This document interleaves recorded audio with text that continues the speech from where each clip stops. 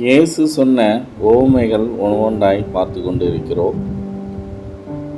அந்த பிரகாரம் இன்று விதைப்பவருடைய உவமையின் உண்மையான அர்த்தங்களை பார்க்க போகிறோம்.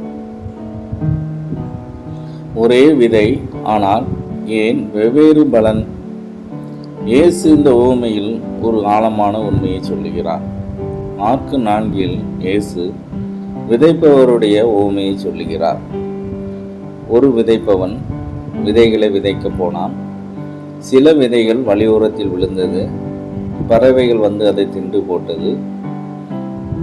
சில விதைகள் கற்பாறை நிலத்தில் விழுந்தது, அது சீக்கிரம் முளைத்தது, ஆனால் வேர் இல்லாததால் காய்ந்து போய்விட்டது. சில விதைகள் முள்ளுள்ள இடத்தில் விழுந்தது, முள்ளுகள் வளர்ந்து அதை நெரித்து விட்டது. ஆனால் சில விதைகள் நல்ல நிலத்தில் விழுந்தது, அது வளர்ந்து அதிக பலன் கொடுத்தது. இது ஒரு சாதாரண விவசாய கதை அல்ல. இந்த உவமையில் ஒரு விதை என்பது தேவனுடைய வார்த்தை, நிலங்கள் என்பது மனிதர்களுடைய இருதயம். தேவ வார்த்தை எல்லோருக்கும் வருகிறது, ஆனால் எல்லோரும் அதை ஒரே மாதிரியாக ஏற்றுக்கொள்வதில்லை. இன்று நம்முடைய வாழ்க்கையில் கூட சில நேரங்களில் கவலைகள், பாவம், இந்த உலகத்தின் ஆசைகள் தேவ வார்த்தையை நம்முள் வளர விடாமல் தடுக்கிறது. ஆனால் நல்ல இருதயத்தில் விழும் தேவ வார்த்தை வாழ்க்கையை மாற்றும் பலனை கொடுக்கும்.